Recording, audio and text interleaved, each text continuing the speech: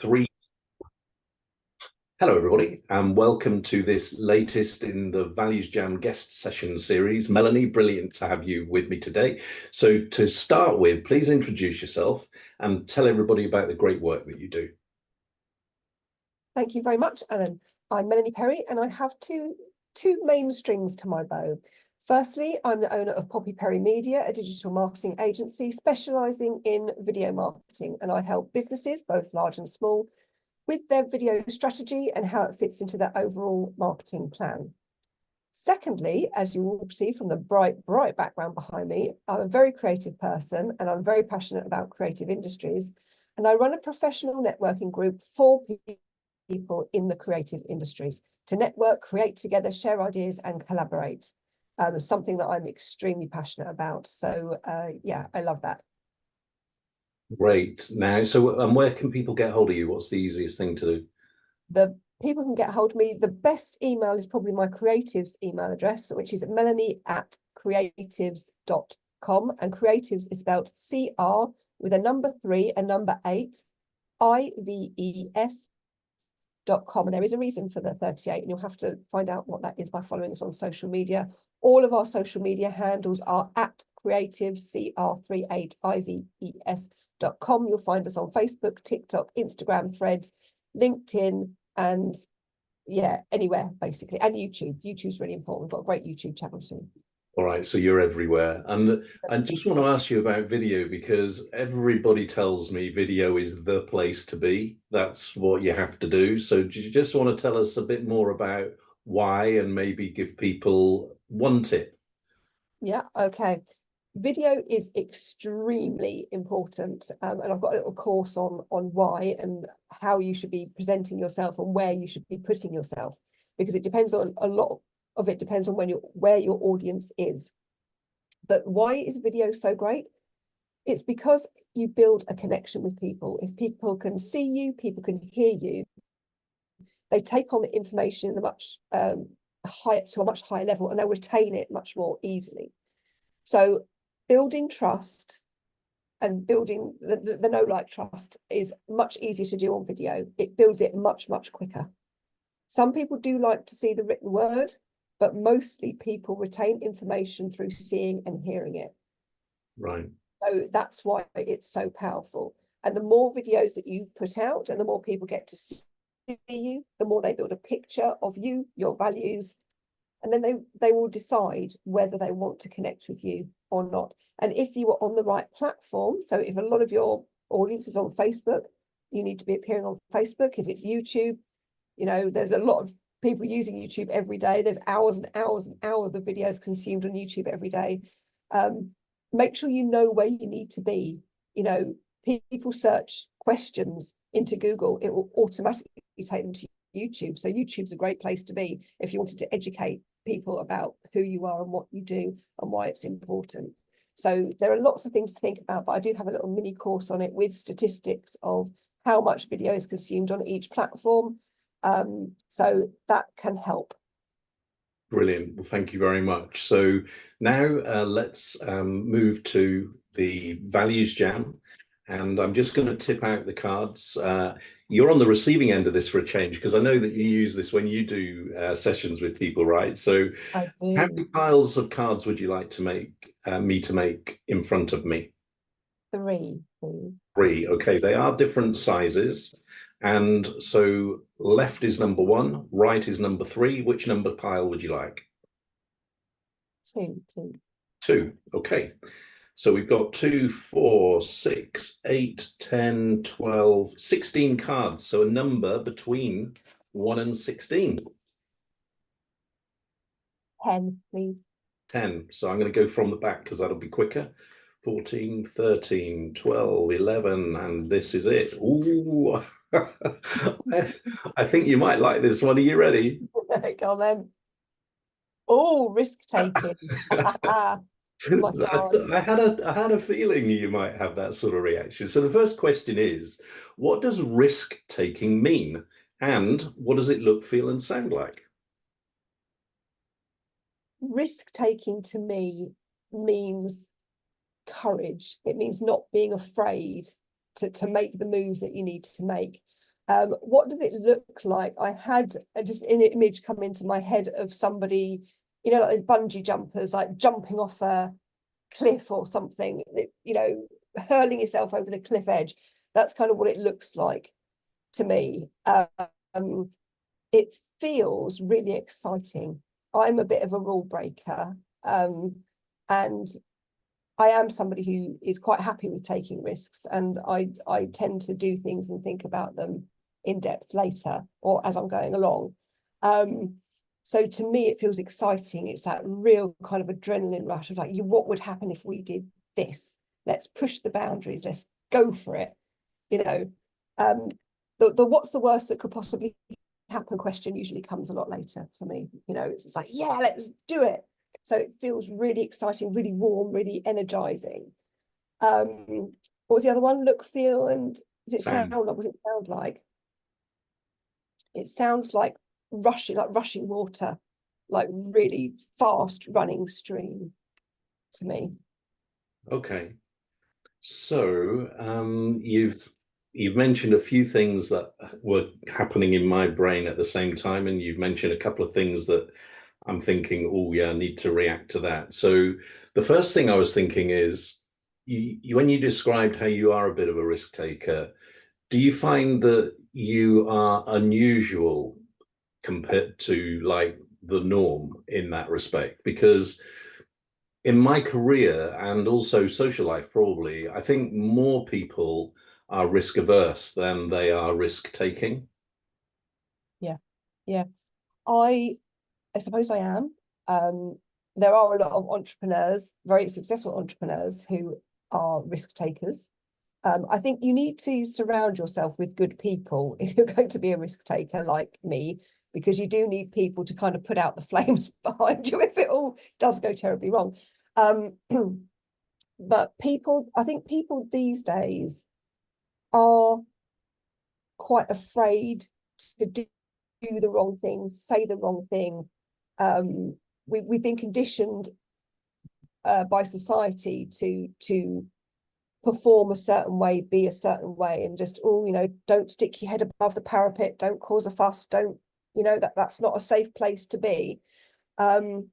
Whereas I feel like, sod it, I want to look at the view, actually. Thank you very much. Because if I can't see the opportunities out there, how am I going to progress myself? You know, and I think you learn and develop and grow as well by making mistakes.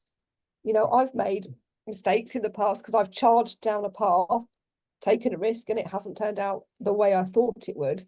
But you can either turn those things into opportunities as you're going along because you're learning, or even the things that really blow up in your face. You know, you can come away and think, okay, won't be doing that again. Didn't enjoy that one little bit. That's not for me. You can't really think about things like that unless you've been through it. So this is what I say to a lot of students as well. You know, try things. Don't be afraid to try things, because you will find the path that you really love, but you also find the things that you don't want to do and the things that you don't like are just as important, because then you won't spend time on those things. And if somebody's trying to persuade you into those things, you can quite categorically turn around and say, I've been there, I've done it, I didn't like it.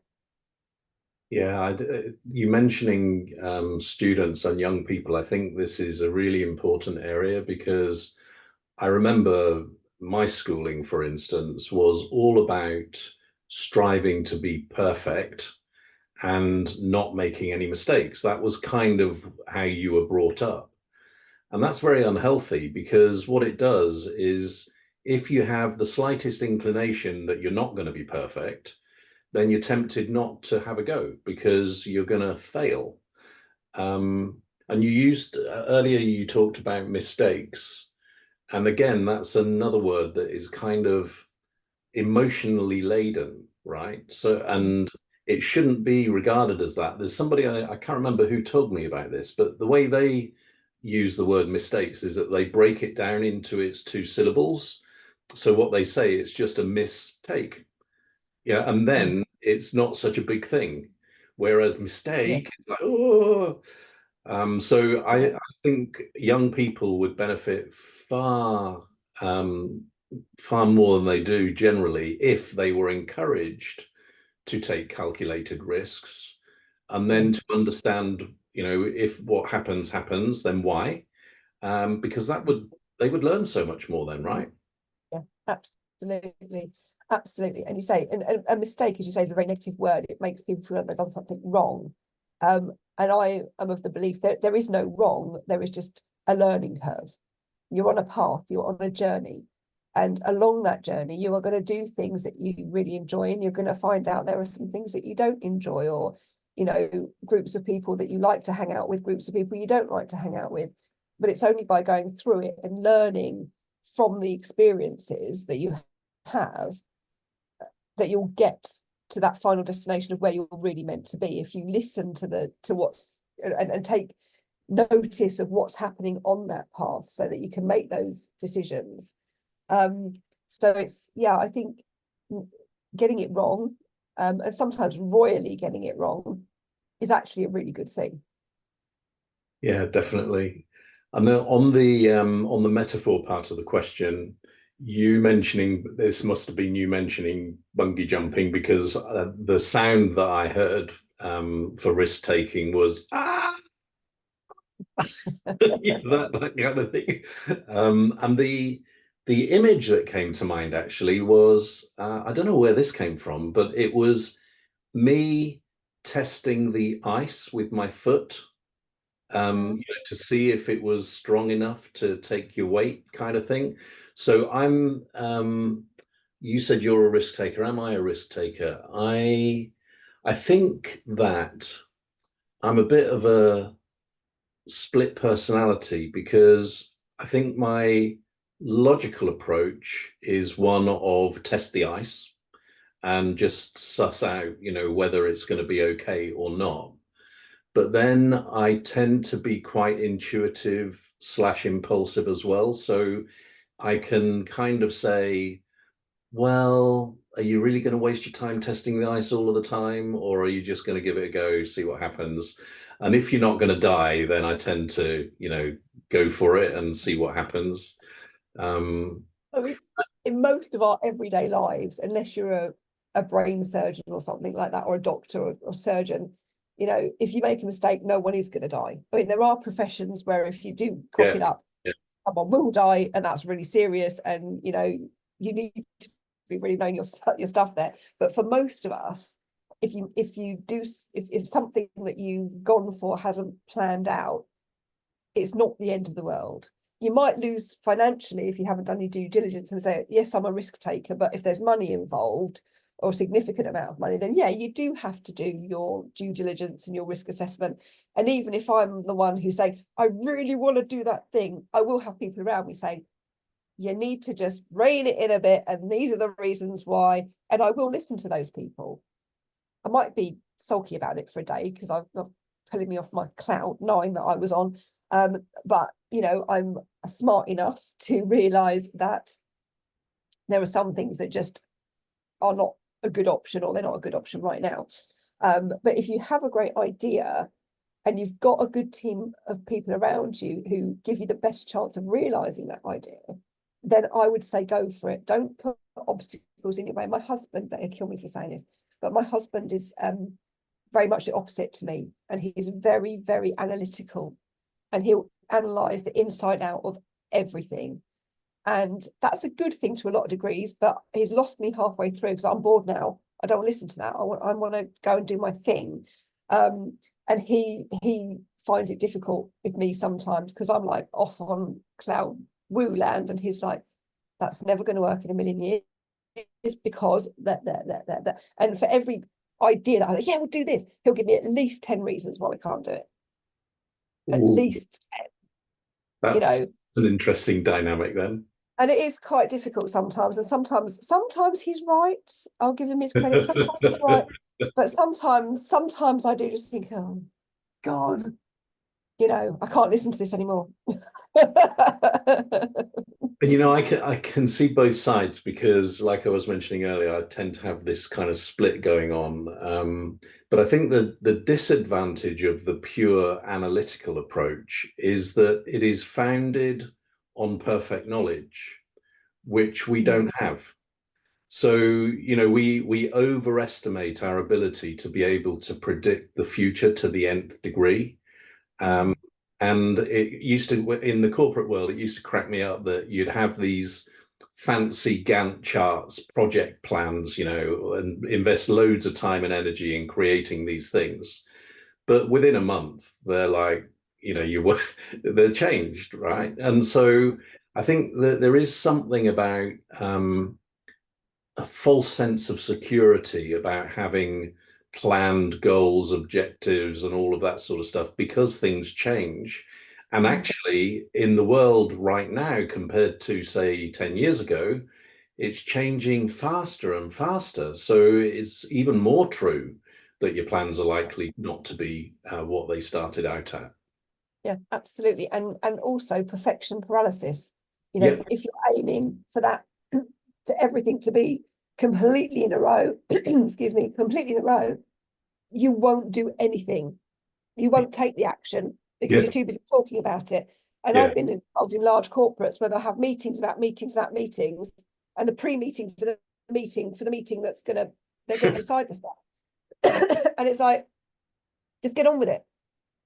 You can actually say the pros and cons at the meeting. You don't need a meeting before the meeting to talk about what you're going to talk about in the meeting. How is that productive? And it goes on in big corporate all the time. And it's just like, just get on with it. Yeah.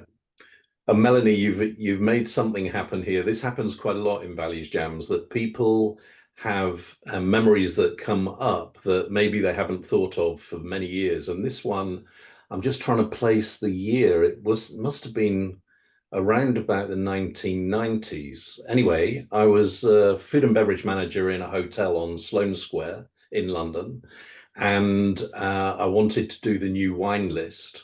And this is to your point about paralysis. And I wanted it to be, you know, the perfect blend of different wines from different places and all of that sort of stuff, and took far too long getting it done. And then when I was happy with the end result, I remember contacting a supplier to place the order, and they said, we haven't got any more of that left. It was like, oh, back to square one. Oh, yeah. So let's move on to another question then, and let's talk about specific times now. So I'm interested to know, where have you noticed a lack of risk taking? I would say in corporate, my last, excuse me, I've got a frog in my throat, excuse me. My last proper job before I went crazily out on my own was for Disney, the Walt Disney Company. And I think that there is a real lack of risk taking in that organisation, and in a lot of media organisations, if I'm going to be brutally honest. And there are so many stories that they could tell that they don't, and they go with what they know. So rather than creating a new movie that could be absolutely off the chart successful by using new talent and new stories, what they'll do is they'll remake Snow White with a Latina Snow White and say, yeah, we're diverse, we are, tick that box. And then they wonder why the public's gone mental and doesn't want it. You know, it's like, you can't mess with a classic. You just can't. And it's a bit like the Lord of the Rings remakes. I'm now talking not about Disney, but Lord of the Rings remakes. So many people have rehashed Lord of the Rings. And it's like, I don't want to see another elf, in the words of, you know, who said it to Tolkien in the pub in Oxford when he was writing it out in the first place. You're not another fucking elf. You know, we don't need that. There are a lot of fantasy writers out there with new ideas, new talent that could create something fantastic. And book publishers are the same. You know, most new authors, when they're trying to get their books published, will be turned away because they're not a celebrity name. Now, a lot of the celebrity names have ghostwriters, okay? But their books will sell because they're a celebrity. The publishers are not willing to take a risk on, say, the next J.K. Rowling, because, oh no, we don't do that. You know, J.K. Rowling was nobody when she finally got picked up by a very, very small publisher whose receptionist or secretary went into her boss, like I would have done, to my boss, and said, you have got to read this. This is going to be something. You know, that one person saw the potential. Now, publishers and people say, oh no, we don't do science fiction, and we don't do this, we don't do that. And it's kind of like, are you crazy? You know, Harry Potter, Lord of the Rings, Game of Thrones, Star Trek, Star Wars, these are massive multi-billion-dollar franchises. Are you going to really turn away a new author or a new filmmaker who's got a really good idea just because they haven't got a name attached to it? They could be the next big thing making you millions. I mean, how do all those publishers feel who turned away J.K. Rowling and look at the multi-billion-dollar empire she's become? I hope they're crying in their seats because they missed out on a huge opportunity. And every time they turn away a new author that could be the next big thing, they need to think about that. Could this be the next J.K. Rowling? Could this be, you know, and those industries, the media industries are hugely risk averse. Okay, that's a could really create more stuff, and I get really passionate about it because I can it's tell. and it's just like, come on, guys, you know, give the new talent a chance because there's a lot of it out there. You're just not looking for it. Yeah.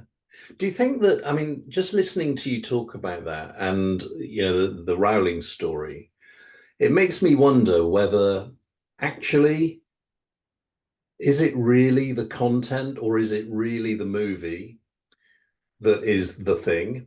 Or is it the situation and the context around it at a particular time that caused a certain outcome? So, you know, if it hadn't been for that secretary or PA taking that action, maybe the world would never have seen that series of books. And yet it doesn't make the writing any different, right? So that's a bit weird. Yeah, I mean, J.K. Rowling was writing for years and years and years, and it took her years to get Harry Potter to that publisher. You know, she'd been rejected all over the place. But her writing is astounding, and she sold millions of books before the movies were made. But the movies just, I mean, they were brilliant. But again, J.K. Rowling had full creative control in the movies, and it shows because they're very, very close to the books. And you know, people. The thing about her books is, you know, they were loved by children and adults. Yeah. You know, children love them, adults love them, children love the movies, adults love the movies. And her adult series of her detective series with Cormoran Strike is absolutely fantastic. And I've read all of her books. And the TV series that they turned into a TV series for Strike, I've watched all of those as well. They're absolutely fantastic.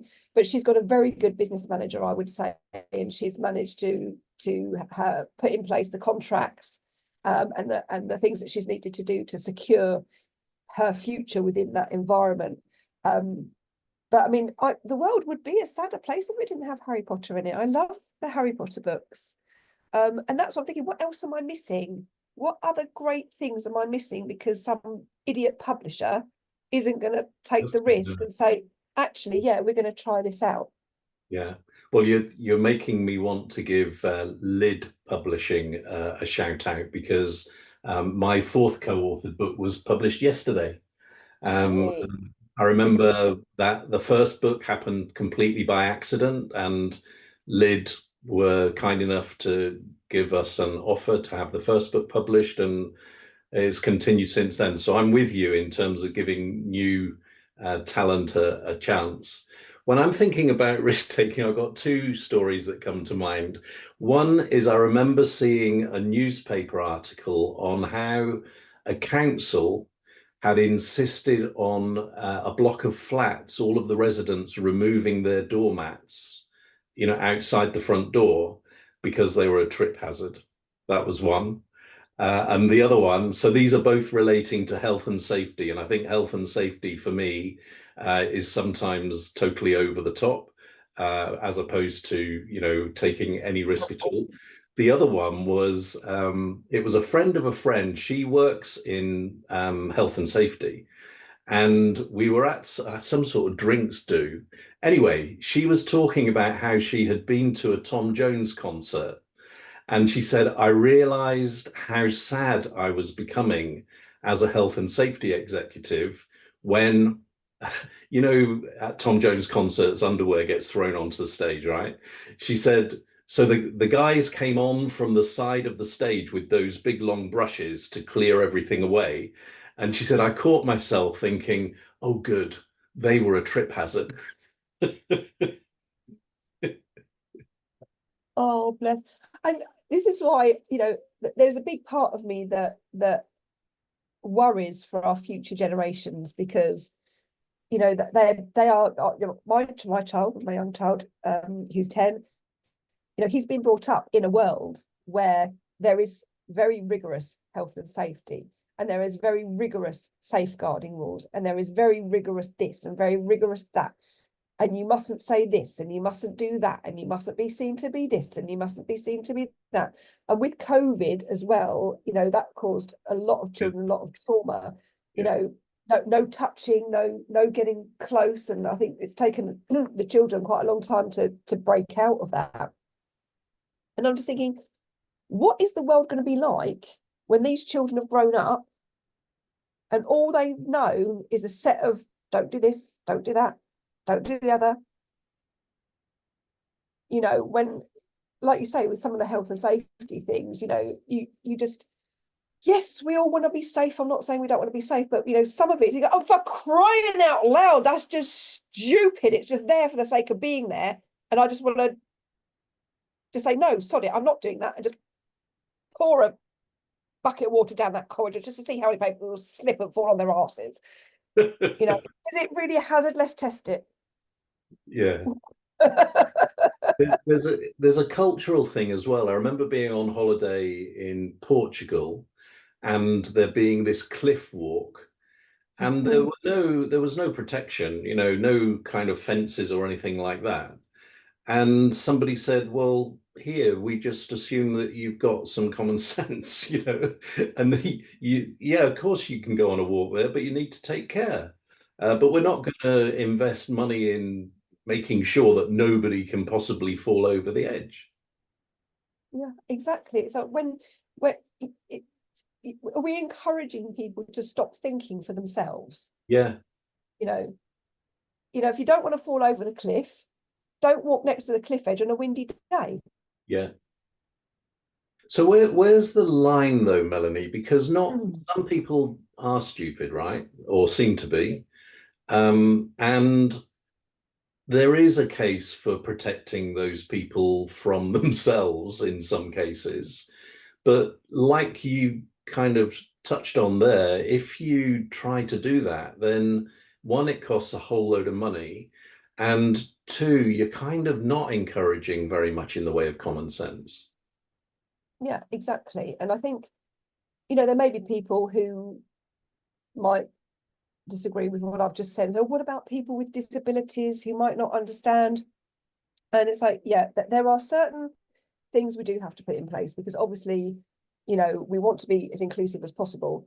But again, if you've got a disability, are you going to be walking and get across a cliff on a windy day with on your own? Is that really a likely scenario? I don't think it is.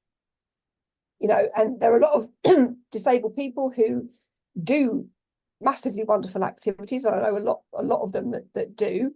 But if you're going to jump over a cliff, even if you're disabled or you're going to have harnesses, you're going to be with a group of people, you're going to be with a safety team. It's not, it's this kind of projecting of fear onto people. Oh, we have to have all this in place because that one person who is going to walk across the path and go over the edge. And it's just like, I think we need to bring back some kind of common sense to society.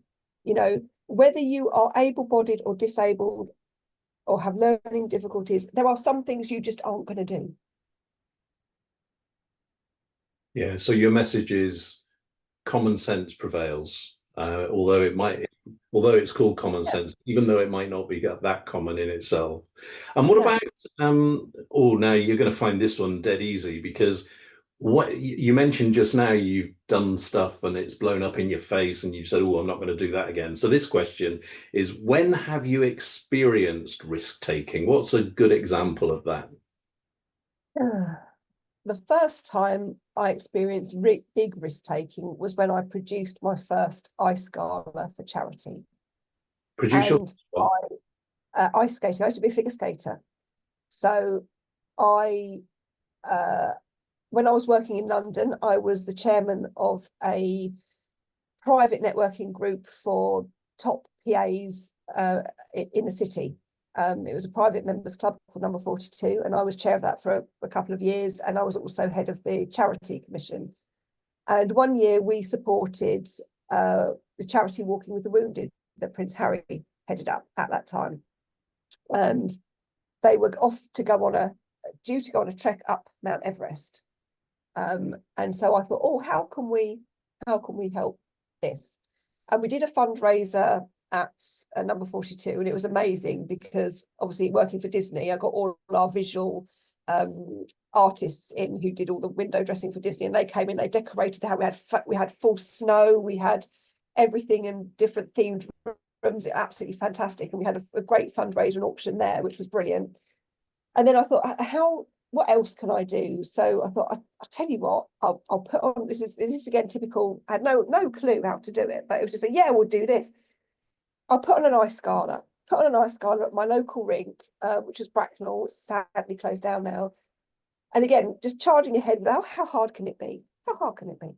I'll get in touch with some people and we'll do this thing and it'll be great. So it took 2 years from the idea to actually getting it done. And I inveigled 8 professional ice dancers who were on the Dancing on Ice program, ITV's Dancing on Ice, and they all came down and they said, yeah, we'd love to get involved. Great idea. And I had to pay a fee for them, but it was only half of their normal fee, which was absolutely fantastic. And they were great. And then we had auditions for the kids that wanted to be involved. And anyway, it all came together. And I had no money at all. There was nothing to finance this whatsoever. And basically it was we made money through ticket sales. Okay. And I just networked. And there was a fantastic print company in Bournemouth who printed all of our super glossy A4 programs, which they charged just ridiculous amount of money, like 90p or something so low, it's just unbelievable. Boxes and boxes. And we had these lovely, beautiful, glossy programs done. It was so professional, just amazing. And putting it all together, and the ticket sales just were really slow. And I employed a ticket company. Oh yeah, we'll be able to sell the tickets for you, blah, blah, blah. They sold nothing. I was really pissed off, to be honest. I was like, and I kept on, when we pay, what are you doing? Because they weren't selling any. Anyway, so we did a big social media campaign. There were dribs and drabs of sales, and then the rink released me money every so often so that I could pay for the brochures and pay for this. And one of the guys who was the stars of Dancing on Ice, a chap called Matt Evers, who was just really, really lovely, and he has done a lot of work on ITV as well. And he said, how's it going? When how the ticket sales going? And I just said, well, they're kind of not at the moment, because we had like about 20,000 seats to fill, something ridiculous. And I basically said to him, I said, you're the celebrity, get out there, get on local radio, get in the local papers. They're coming to see you, pal. You get out there, you start earning your money. So, and he did. He went on loads of radio and TV. Some of the other skaters weren't so willing to get involved. But basically, and then, it was just really slow. It was really slow. And Matt kept saying to me, when are you going to pull the plug on it? It's not happening. When are you going to pull the plug on it? I said, I'm not pulling the plug on it. Get out there, sell more in tickets. And all of you, get out there. We're doing our bit. Get out there, sell the tickets. And I was just saying, to me, in my mind, failure just wasn't an option. It wasn't an option. And then my husband, as it got nearer and nearer, we were still in the red fairly significantly. And my husband was saying, what are you going to do? We're going to go bankrupt, blah, blah, blah. Because, the whole thing cost about £32,000 to put on. That was before making any money for the charity. And I said, we're not going to go bankrupt. It's going to be fine. It's going to be fine. Anyway, when on opening night, we were still in the red. And I was beginning to shit myself by that point. And I was just thinking, Jesus, this has just been, I shouldn't have even got involved with this. But then on opening night, just everybody like came down on the night, and we literally cleared our costs and cleared money for the charity. Whoa. Had a skate auction. We auctioned off a signed pair of ice boots afterwards and made more money that way. And Matt Evers came up to me at the end, because we were able to thankfully hand a fairly significant check over to Walking with the Wounded. And Matt came up to me and he said, I don't believe it. He said, you're the first person ever to make money doing one of these things. Ice galas just usually bomb, like nobody's ever actually made money at any of these things. He goes, you're the first person I've known that's actually done it. Good on you. And I was like, told you. I wasn't going to give up. It's kind of like, it's happening. I've said it's happening. It's going to happen. And that's the end of it. And we pulled it off, but it was a very close thing. And if I was doing it again, having been through the process,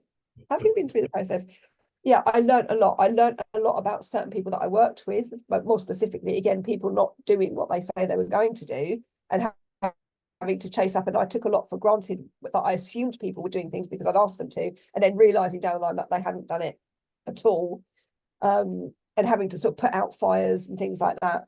So yeah, there was a lot that I learned. And would I do it again? Yes, I probably would, but I'm a lot more informed now. I went in blind, you know, it was ignorance on fire kind of thing when I went in, but I learned a lot from it. And again, not just about doing an ice gala, but about managing a team. And obviously we had lots of children involved, so there was lots of safeguarding and lots of red tape about the children performing. And so yeah, it was an education with a capital E, and it was super, super stressful. And I was 6 months pregnant at the time. Gosh. But we did it. Yeah. And we came through it. And it's like we made money. And I was like, and people coming back after said, oh my God, that's the best ice show I've seen. It was amazing. And it was amazing. It was fantastic. And the Walking with the Wounded, they came down for the VIP. We had 2 performances, one in the afternoon, one in the evening. Our VIP one was in the evening. And we put on a meet and greet with the ice stars and everything. And yeah, it was a lovely, lovely event. But my God, it was hard work. It was hard work. And again, I branded all the Heroes Heroes on Ice as trademarks. So we branded the Heroes on Ice name, and we did a whole thing around it. And yeah, it was fantastic. And that kind of morphed over time into helping parents of talented skaters get funding for their children and coaching them how to get sponsorship and stuff like that. So that's kind of what it turned into. And a good friend of mine who's one of the top ice skating coaches in the country has kind of taken on the Heroes on Ice thing now, because I haven't got time to do it at the moment. But that is still going, and it's still providing value. And it's a sport that I'm passionate about. So, but that's probably the biggest risk, the biggest cost risk that I've done that could have gone horribly, horribly wrong. Yeah. It was on the knife edge for a while. When you talked about would you do it again, and it made me think of, you know, all of these kind of expert masterclasses that are out there, and they say, you know, I've done this, and so you need to do it like this. I just come back again to, I think I'm getting to a place where I'm not very confident that the input necessarily equals an end result, because it depends so much on context and circumstance, right? So you could probably do the same again and put the same amount of effort in, and maybe you wouldn't sell the right number of tickets, you know, because for whatever reason, things were a different situation. So yeah, it's a fascinating disconnect for me between the end result and what you put in, because sometimes you can get a good result, sometimes you don't get a good result, and there's not necessarily an easy way to distinguish between one and the other. I've got two examples. Sorry, go on. For me, looking back, there are definitely things I would have done differently, and there were certainly different people I would have got involved. So for me, ticket sales, I would have done it very differently. And also the rink, they wouldn't let me have that, like, I only found out as we were like halfway through the process that a lot of other rinks in the country, if we'd have gone to them, they'd have given us free ice time, whereas my rink charged me. Yeah. I was like, you bastard, this is my home rink. What the hell are you playing at? Yeah. But if I'd have gone anywhere else, I could have knocked that cost on the head, which would have had quite a big impact for us. So again, when you're going through things for the first time, what I learned is you don't know what you don't know. Yeah, absolutely. And suddenly you find out things later. So it's a case of, now I've been through the process. If I was doing it again, there's a whole different set of questions that I'd be asking at the very beginning. Yeah. Like, right, I need this, this, and this, and you'll give it to me for that. I'd be in a stronger negotiating position because I'd know what I was negotiating for. Yeah. Whereas when I went in the first time, it was just like, oh yeah, we'll do this, it'll be fine. Yeah. That was my game plan. My two examples. One is I was the food and beverage manager in a hotel, and I persuaded the general manager to allow a promotion called Strawberries in June. And what this involved was all of the desserts were about strawberries. There were strawberry cocktails in the cocktail bar, that sort of stuff.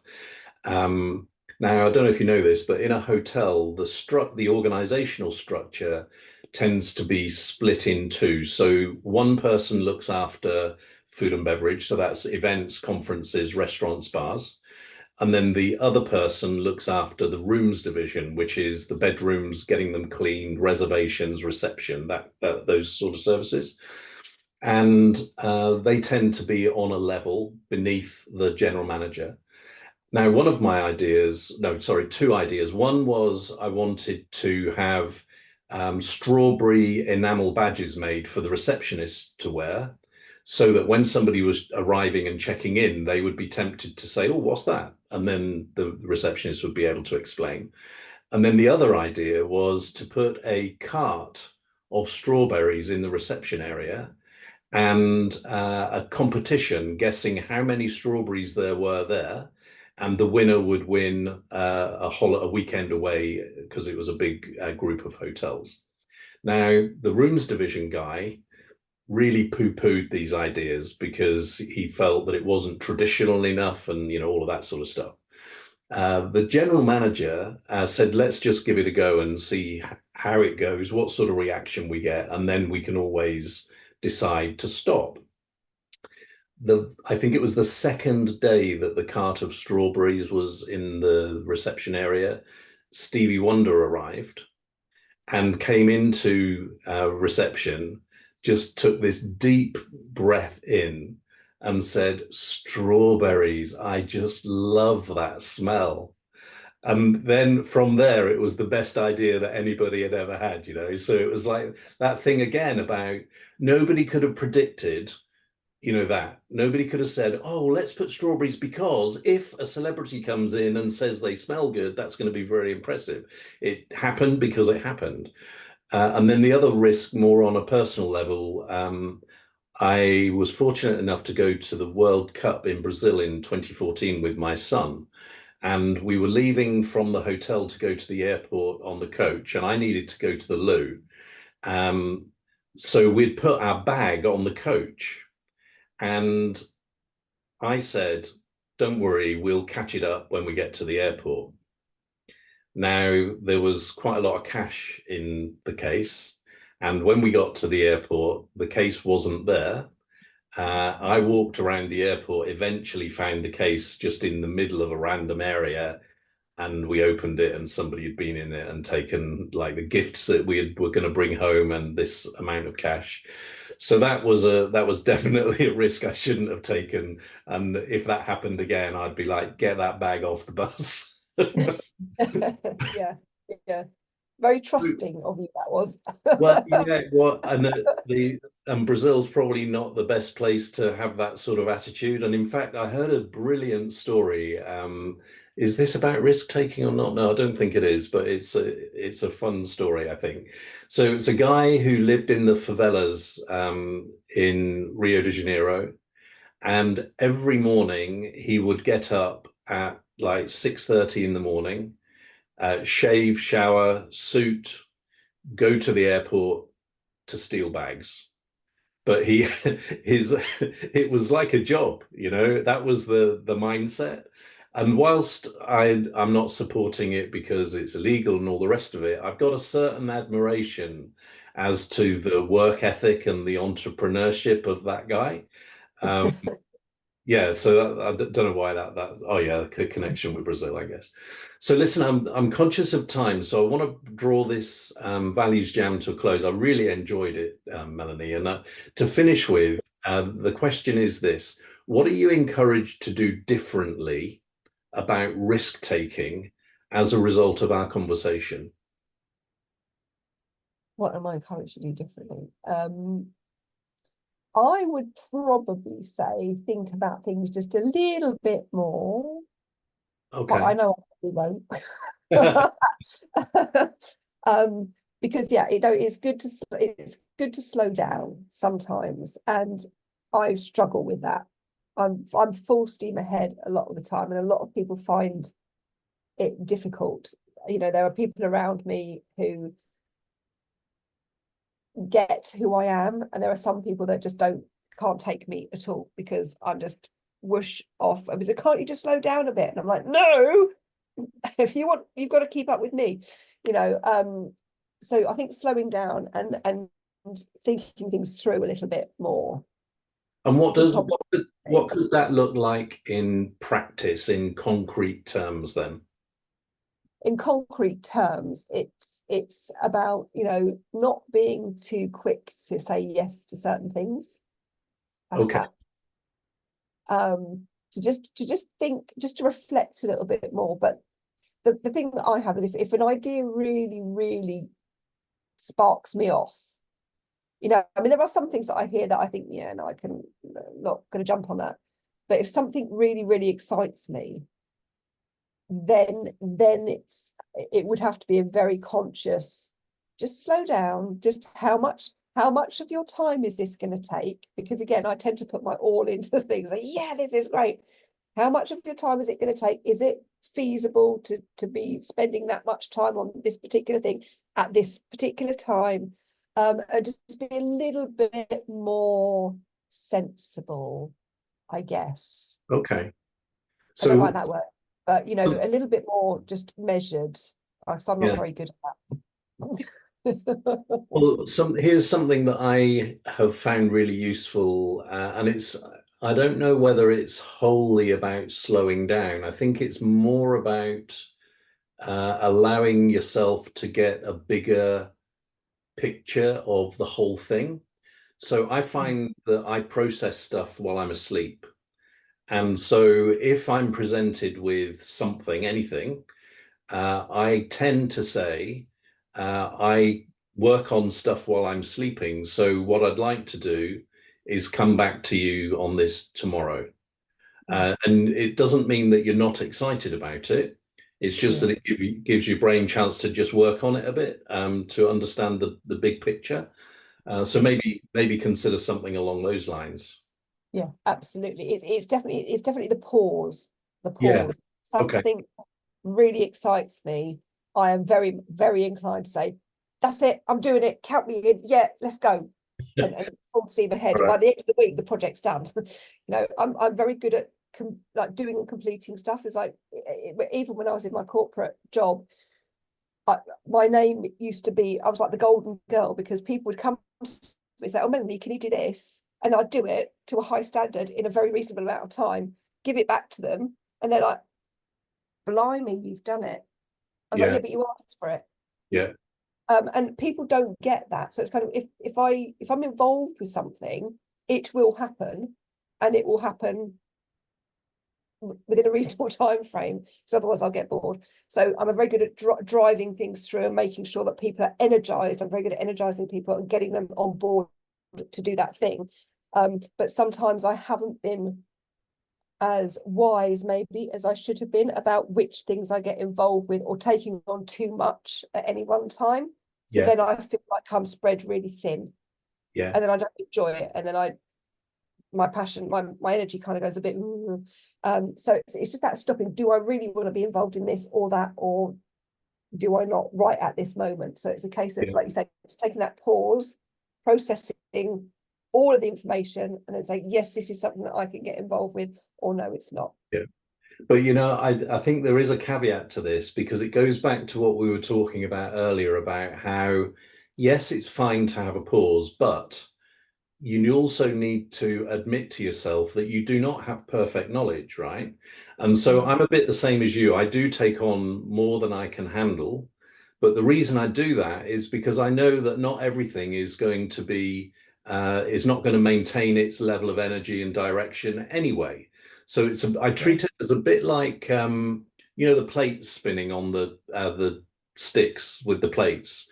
So it's like, well, yeah, you can take on another one. It's just that it won't be spinning too fast for a while. You know, you can just keep it ticking over until you find the resources or the energy to make it go a bit faster. But you're still attached to it and you still want to progress it. And what I'm encouraged to do differently is probably the opposite side of what you've just said. So I I think one of my values is excellence, and I love to be involved in stuff that people say, "Oh, bloody hell, that's so good," blah blah blah, you know. But sometimes, not so bad at this now, but it used to be like the wine list example. So what I'm encouraged to do is consciously make trade-offs. So, you know, I might aspire to this standard, but if it's at the cost of time, I need to say, so which is better of those two, and then make a conscious choice. So that's where I'm going to go. Yeah, very, very sensible. I'm the sort of person though as well that if things aren't maybe going my way, you know, recognizing things that you don't want to be involved with. So plate spinning, you know, I'm quite capable of, you know, okay, that one can spin a bit fast, but actually I'm going to kick that one over and that one as well, and then they're off my conscious. I don't have to worry about it anymore. Less place, don't have to worry. So yeah, it's just trying to, you know, not get myself into situations. I'm a lot better at this now than I used to be, but not getting myself sucked into situations that take my time, take my energy, and are not going to really come to the thing that I want it to be. You know when it gets to that point, thinking, I don't really know where I want to be in this anymore. So, and then it's really difficult to kind of get yourself out of it if that's what you want. Yeah. And I have that a lot less now because I am more sensible about trying to see what the end is and whether I want to be a part of it. But no, it's always good to take a bit of Actually, thought. I think this is a good place to bring it to a close, because somebody once said to me, it's just as important to decide what you don't do as it is to decide what you do. And when I first heard it, I was like, what? But it's absolutely true. It is indeed. All right, Melanie, thank you so much. You're well, you already were a values jammer, so I hope you've enjoyed this slightly different, longer experience. Thanks a lot for joining. It's been marvelous. Thank you for having me. Cheers.